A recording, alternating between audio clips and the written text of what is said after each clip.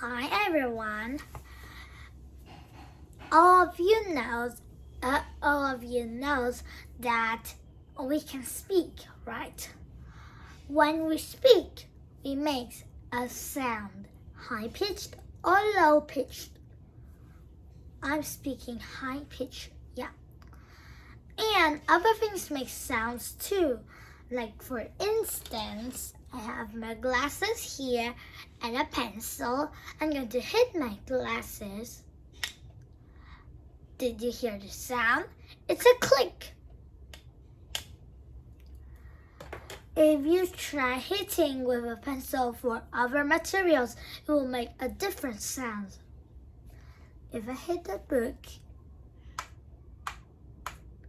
it's like a clack sound. Clack, clack.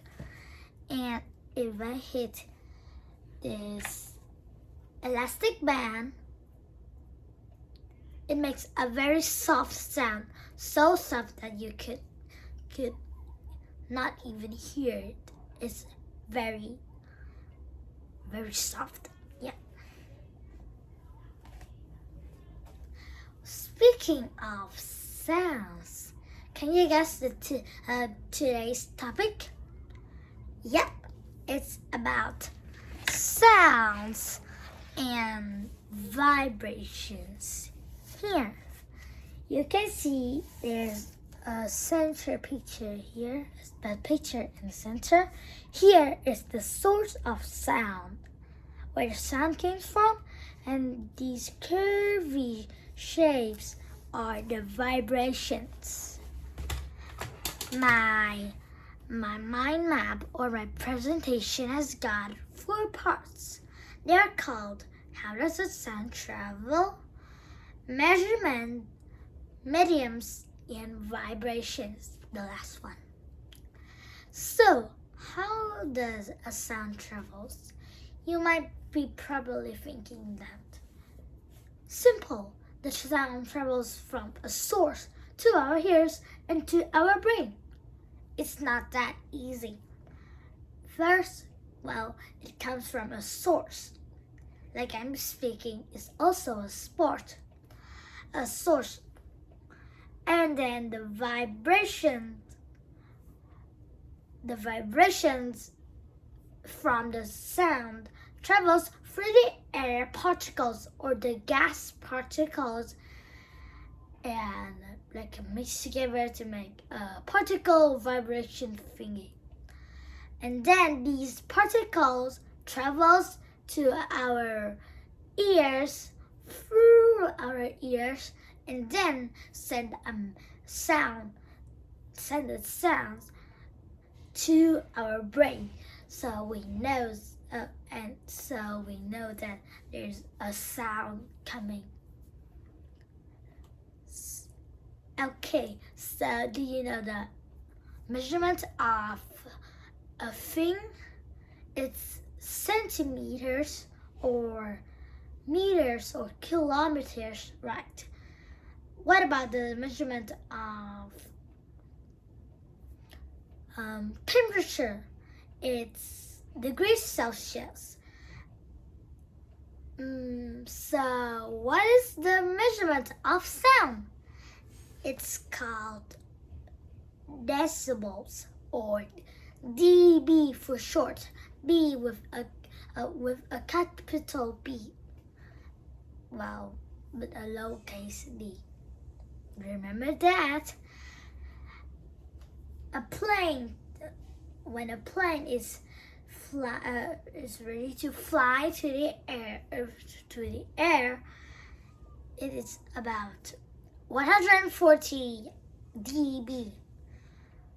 The sound of thunder is about 110 dB. And I'm speaking in my regular pitch voice, and it's about 60 dB. Kind of that. And a motorcycle is 90 dB. I don't know how many how much dB in baby crying because it's very loud and annoying. Okay, so for the medium part, you might probably thinking, wow, it's mediums.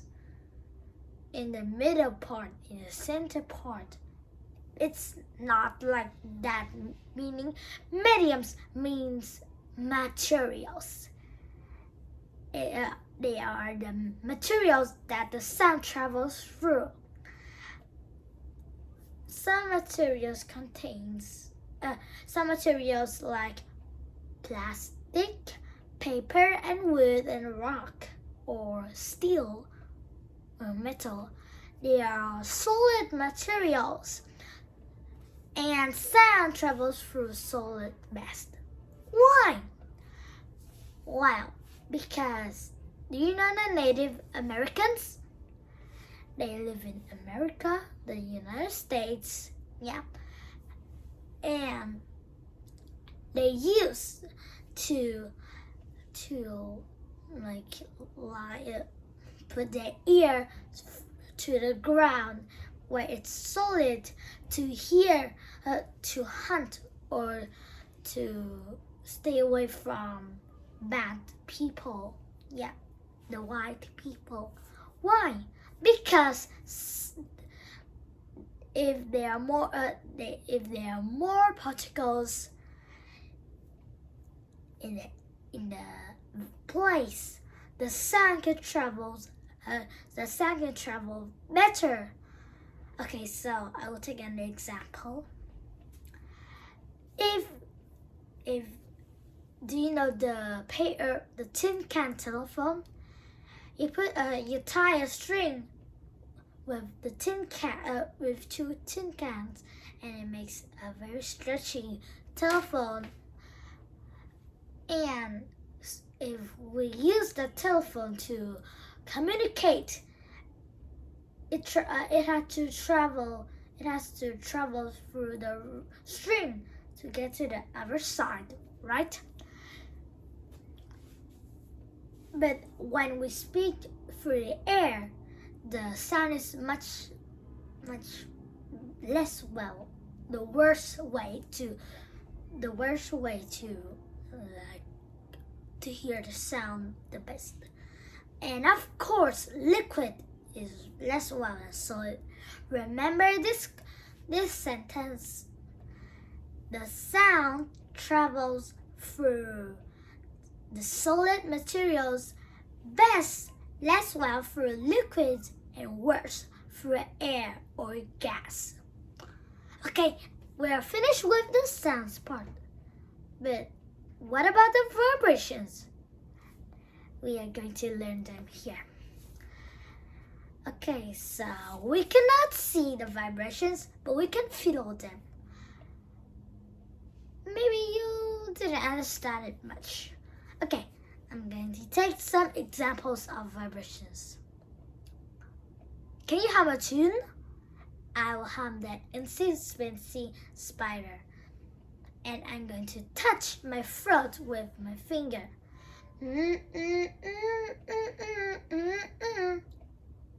If I touch my throat with my finger, it has something like shaking or vibrating inside my throat. That's the vibration or the sound that I make. Another example of vibrations is when, do you know the ripples on the water? When the water is shaking or something, like when it's moving, there are ripples, the round thingies on the water. And why it has ripples? There are two reasons. The first reason is that you throw something into the water. Pretty normal, but the other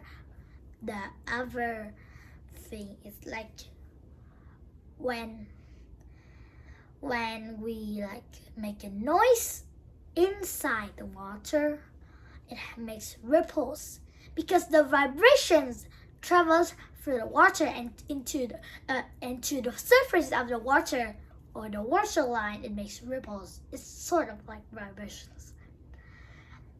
And this is not really true, but if you make a very loud sound, a big sound, about 150 dBs, small things like pebbles or stones or rice grains could shake from its place. Because, for example, there are some rice grains inside a box or a jar, something like that. And there's a very loud sound, like someone playing the electric guitar, and these rice grains inside the jars shake because the sound or the vibrations from the electrical guitar travels inside the jar, and the sound, the vibrations